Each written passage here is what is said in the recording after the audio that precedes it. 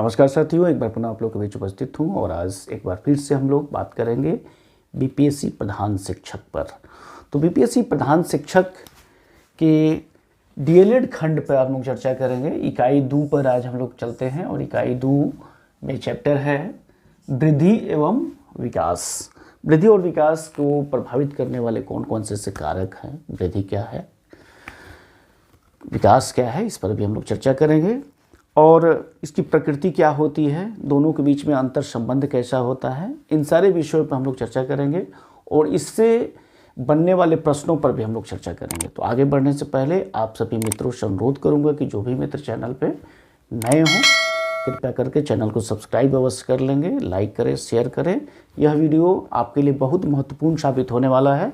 जो भी मित्र बीपीएससी प्रधान शिक्षक की तैयारी कर रहे हैं वो लगातार चैनल पर बने रहें, आपको यहाँ से बहुत ज़्यादा फायदा होने वाला है। और आगे हम कुछ अनाउंसमेंट भी करेंगे, उसको भी आप लोग फॉलो करें। तो आगे बढ़ते हैं और देखते हैं वृद्धि एवं विकास। वृद्धि और विकास को प्रभावित करने वाले कारक, लेकिन उसके पहले हम लोग जानते हैं कि वृद्धि क्या होता है और विकास क्या होता है। वृद्धि और विकास तो ऐसे देखने में सामान्य सी बात लगती है कि दोनों एक ही है, लेकिन दोनों में बड़ा अंतर है। वृद्धि जहाँ एक बाह्य कारक है, वहीं विकास आंतरिक कारक है। वृद्धि एक समय के बाद जाकर के रुक जाती है, जबकि विकास जीवन भर निरंतर चलते रहती है। वृद्धि का चरण कुछ समय जाकर के रुक जाता है, लेकिन विकास का चरण वो चलता रहता है। तो उसको सबसे पहले हम लोग देखते हैं कि 4 चरणों में बांट सकते हैं। जैसे कि सबसे पहला चरण क्या है, शैशवावस्था है। शैशवावस्था में बहुत तेज वृद्धि होती है। उसके बाद का जो चरण है हमारा बाल्यावस्था है, इसमें लगातार और स्थिर वृद्धि होती है। इसके बाद है किशोरावस्था। किशोरावस्था में त्वरित वृद्धि होती है। उसके बाद वयस्कावस्था है, इसमें मध्यम एवं धीमी वृद्धि होती है। तो वृद्धि और विकास को प्रभावित करने वाले कौन कौन से कारक हैं, इस पर हम लोग देखते हैं। तो वृद्धि और विकास को 2 प्रमुख कारक प्रभावित करते हैं। पहला कारक हमारा है आनुवांशिक कारक, देखिए यहाँ, और दूसरा है वातावरणीय कारक।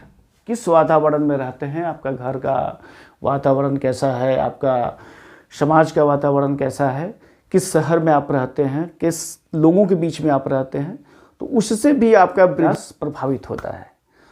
तो सबसे पहले हम लोग देखते हैं आनुवांशिक कारण। तो आनुवांशिक कारण के में 3 भाग होते हैं। पहला होता है वंशानुक्रम, हेरिडेटरी, दूसरा होता है लिंग, सेक्स, और तीसरा होता है प्रजाति, मतलब कि रेस।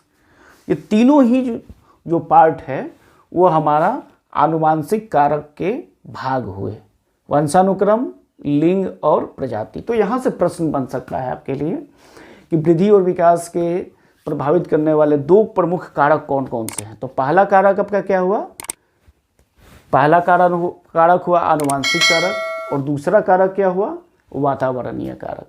तीसरा इससे अलग ये प्रश्न बन सकता है कि आनुवांशिक कारक के प्रभावित करने वाले या उसके मुख्य भाग कितने भाग होते हैं।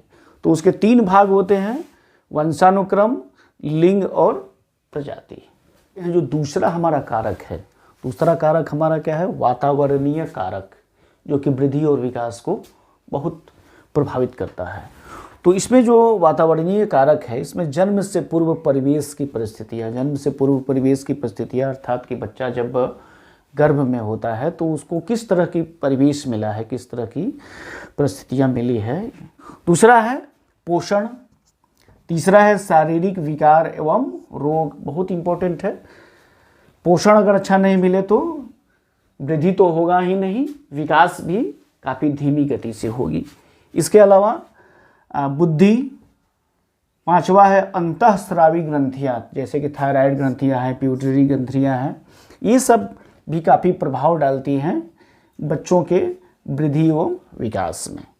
उसके बाद है भौतिक वातावरण। भौतिक वातावरण से हमारा इंफ्रास्ट्रक्चर से है कि किस तरह के भौतिक वातावरण में बच्चों का विकास, बच्चों का लालन पालन हो रहा है, उससे उसके वृद्धि और उसके विकास में काफ़ी अंतर पड़ता है।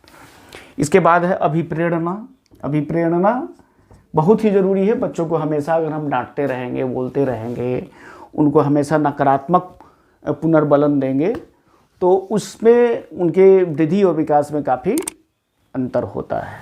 इसलिए हमें पॉजिटिव जो रीइंफोर्समेंट होता है, पुनर्बलन होता है, उसको यहाँ पे हमें अधिक से अधिक बल देना है, जिसे हम अभिप्रेरणा भी कहते हैं।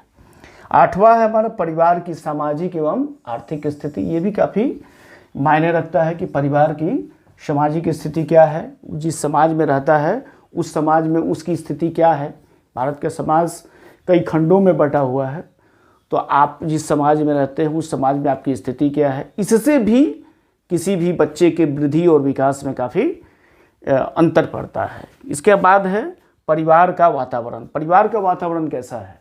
माता पिता आपस में झगड़ते रहते हैं, माता पिता में आपस में बहुत प्रेम है, या फिर और जो लोग संयुक्त परिवार में रहते हैं, कि एकल परिवार में रहते हैं, कि न्यूक्लियर फैमिली में रहते हैं, किस तरह के परिवार का वातावरण है, यह काफ़ी निर्भर करता है बच्चों के वृद्धि एवं विकास पर। तो वृद्धि और विकास 2 कारकों पर निर्भर करता है।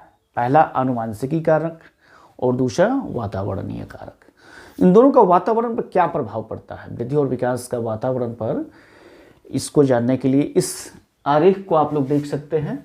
और इस आरेख को देख करके आप समझ सकते हैं कि वृद्धि और विकास का जो पहला भाग है आनुवंशिक कारक, वो उसका मुख्य भाग क्या होता है? वंशानुक्रम होता है। तो वंशानुक्रम का मतलब क्या होता है? प्रकृति होती है। और वातावरण का पूरा मतलब क्या हुआ? पोषण हुआ। तो एक तरफ वंशानुक्रम जो प्रकृति को दिखलाता है के द्वारा वृद्धि और विकास होती है, और दूसरी तरफ वातावरण जिसके द्वारा का मतलब होता है पोषण, इससे भी वृद्धि और विकास होता है। तो इस प्रकार कहा जा सकता है कि वृद्धि और विकास 2 प्रमुख कारकों के ऊपर निर्भर करता है, और ये दोनों प्रमुख कारक आनुवंशिकी कारक और वातावरणीय कारक। बहुत बहुत धन्यवाद मित्र। वीडियो कैसा लगा अपनी राय अवश्य देंगे।